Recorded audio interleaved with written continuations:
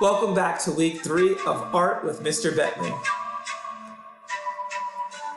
The letter of the week is D, and D will be for dinosaur. Whoa. Good morning, artists. Today we are going to create Dino Art. The featured artist of the week is Jean-Michel Basquiat. So say it with me, Jean-Michel Basquiat. When we're taking a look at Jean-Michel's work, a lot of times we're going to notice his signature crown in his artwork. But what I want you to pay attention to is his childlike state of creating artwork. He felt as though he was his most free when he tapped into his inner child. Here's a picture of Jean-Michel. Jean-Michel loved music. He loved incorporating African American history into his artwork. But when it came to painting, Jean would paint anything and everything that would be around. Whether it was a table, a door, and yes, boys and girls, even his friends' jackets. So, what I would like for you to do is please raise your hand and tell a family member some of your favorite dinosaurs. Brachiosaurus, Stegosaurus, Tyrannosaurus, or Triceratops. So, if we're looking at the red dinosaur here, this red dinosaur with the long neck is the Brachiosaurus. And of course, its long neck was used for reaching those tall leaves high in the trees. The Tyrannosaurus, also known as, boys and girls, yes, the T-Rex. Of course, this tyrant lizard was known for its itty-bitty arms and its big, ferocious jaws.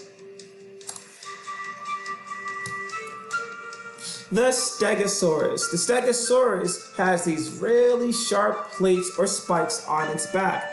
A lot of times people will say that they were used, of course, for defense. But boys and girls, they were also used to regulate the body temperature of the Stegosaurus. And of course, the Triceratops, that 3-horned lizard. Whenever you hear the word tri, boys and girls, I want you to think about the number 3. So when you are creating your very own dinosaur, think about the color, pattern, or designs you would like to add to it. Think about if you want to cut your dino out, or if you're going to leave it on your page, think about the background details and the space all around. So for this project, here's a list of materials that you might need. The majority of materials that we use are going to be the same, except that we are going to think about maybe adding cut paper, scissors, glue or tape, a clothespin, chip clips, if you have popsicle sticks, pencils, straws, or even markers laying around for your handle. So let's think about this. What sound does a dinosaur actually make? I think it makes a nice roar. A lot of times we're going to hear that ferocious, loud roar of dinosaurs, but often, boys and girls, we really don't know what a dinosaur actually sounds like. So in movies, what you would hear is a mixture of different animals combined together to create the roar of a dinosaur. If you'd like to take a look at some actual dinosaurs, please visit the American Museum of Natural History. So, boys and girls, let's get started. First, write your name on your paper, pencil first. Next, flip your paper over. Pause the video here for a moment, boys and girls, and take a look at some of these dinosaurs for some really good ideas. Think about shapes, details, lines, patterns, designs. So first we're going to go over scissor safety. For those of you who would like to cut out your dinosaur to create a puppet, it's very important to follow scissor safety. Parents, to help your child with this particular step here. So The first thing that we would like to talk about is how we hold our scissors.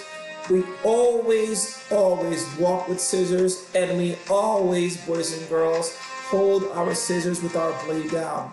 Hopefully you will not be moving around with your scissors at all to avoid this step altogether. When you are cutting, the first thing that you would like to do is put your thumb into one opening, and then you're going to put your middle finger and index in the other opening. And you're going to tuck your ring finger and your pinky finger behind your thumb.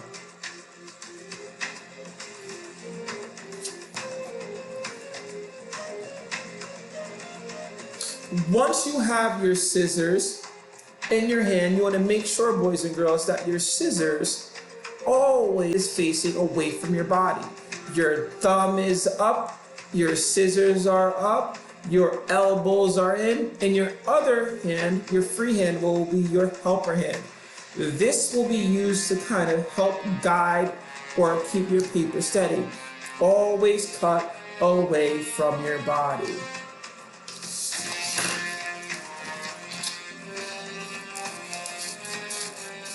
Always away from your body.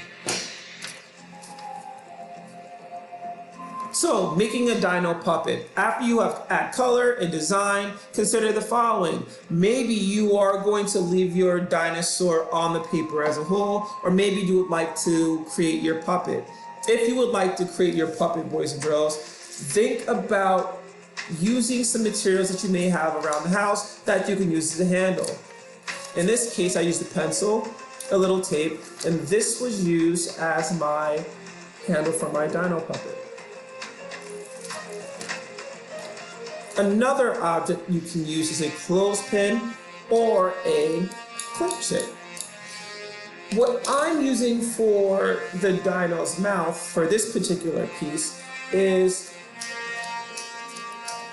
the clip chip is going to be used for the top of the jaw and the bottom of the body. So in this case, I taped the chip clip to the top jawline and the bottom of the dino itself, and that way I can open and close to resemble the mouth opening and closing.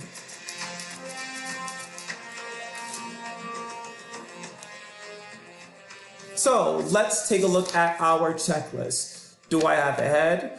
Do I have a body? Do you have 2 or 4 legs? Is your dinosaur an herbivore? Is your dinosaur a carnivore?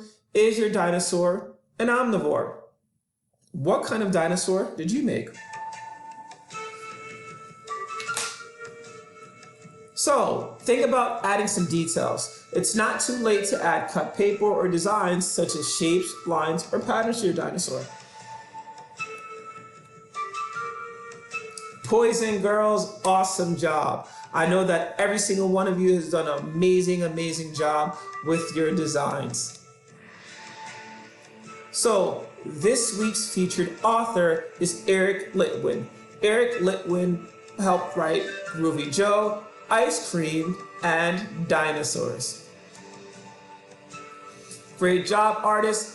Please feel free to share your artwork with me at tbentley@austinufsd.org. Thank you for creating art with me today. Have a great day, artists.